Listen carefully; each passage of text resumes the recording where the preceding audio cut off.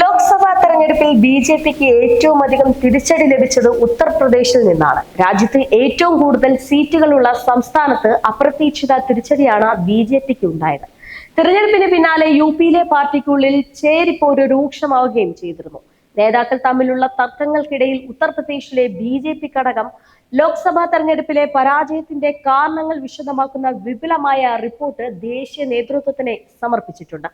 എന്തുകൊണ്ട് തെറ്റുവന്നു എന്ന് വിശദമാക്കുന്ന റിപ്പോർട്ടിൽ സർക്കാർ ജോലിക്കായി കരാർ തൊഴിലാളികളെ നിയമിക്കുന്നത്, സംസ്ഥാന ഭരണത്തിൽ പാർട്ടി പ്രവർത്തകർക്കുള്ള അതൃപ്തി തുടങ്ങിയ കാര്യങ്ങൾ ചൂണ്ടിക്കാട്ടപ്പെടുന്നുമുണ്ട്. ഉത്തർപ്രദേശിലെ 80 സീറ്റുകളിൽ 33 സീറ്റുകളാണ് ഇത്തവണ ബി.ജെ.പി നേടിയത്.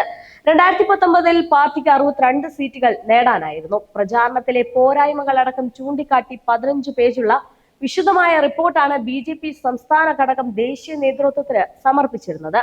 അമേഠി, അയോധ്യ തുടങ്ങിയ സുപ്രധാന ഇടങ്ങളിലെ തോൽവി സംബന്ധിച്ച് പ്രത്യേക പരിശോധനയാണ് നടത്തിയത്.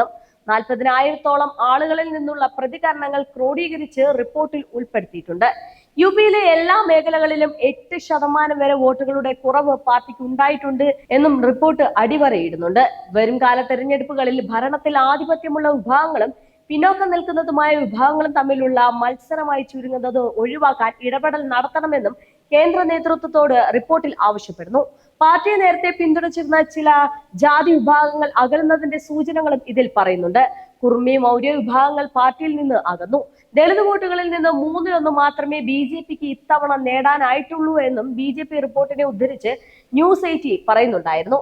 ബി.എസ്.പിക്ക് അനുകൂലമായി ലഭിച്ചിരുന്ന വോട്ടുകളിൽ ഇത്തവണ 10% കോൺഗ്രസിലേക്ക് മാറിയെന്നും റിപ്പോർട്ട് വ്യക്തമാക്കുന്നുണ്ട്. ഇനി തിരിച്ചടികൾക്കുള്ള കാരണങ്ങൾ എന്തൊക്കെയാണെന്ന് നോക്കാം. പാർട്ടിയുടെ തോൽവിക്ക് സുപ്രധാന കാരണമായി ചൂണ്ടിക്കാട്ടപ്പെടുന്നത് ഉദ്യോഗസ്ഥരുടെ അമിത അധികാരവും പ്രയോഗവും ഭരണതലത്തിലെ പോരായ്മയുമാണ്. സർക്കാരിൽ ഉദ്യോഗസ്ഥർക്കുള്ള ആധിപത്യം പാർട്ടി പ്രവർത്തകർക്ക് പോലും അവമതിപ്പുണ്ടാക്കിയെന്നും റിപ്പോർട്ട് ചൂണ്ടിക്കാട്ടപ്പെടുന്നുണ്ട്. പോലീസിന്റെ നടപടികളും വിമർശനങ്ങൾക്ക് ഇടയാക്കിയിട്ടുണ്ട്. ചില ഘടകകക്ഷികളും ഇക്കാര്യം ചൂണ്ടിക്കാട്ടിയിട്ടുണ്ട്.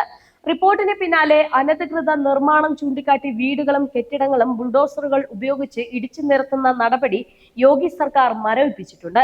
അതുകൊണ്ട് തന്നെ ഇത്തവണ ബി.ജെ.പി വലിയ രീതിയിലുള്ള കളികളും ഇതിനിടയിൽ നടത്തുന്നുണ്ട്. ഈ ഒരു തിരിച്ചവർ കണക്കിലെടുത്തുകൊണ്ടായിരിക്കും ഇനി മുന്നോട്ടുള്ള ഒരുക്കങ്ങൾ നടത്തുന്നത്. അതുകൊണ്ട് തന്നെ ഇനി വരുന്ന നിയമസഭാ തെരഞ്ഞെടുപ്പിൽ വലിയ രീതിയിലുള്ള പദ്ധതികൾക്ക് തയ്യാറെടുക്കുകയാണ് മോദിയും ബി.ജെ.പിയും എല്ലാം. എന്നാൽ കണ്ടറിയാം, ഇത്തരത്തിൽ നടക്കുന്ന തെരഞ്ഞെടുപ്പിലും ബി.ജെ.പിക്ക് ഇത്തവണ സീറ്റ് വാരാൻ കഴിയുമോ, അതോ അത് കയ്യിൽ നിന്ന് പോകുമോ എന്നുള്ളത്.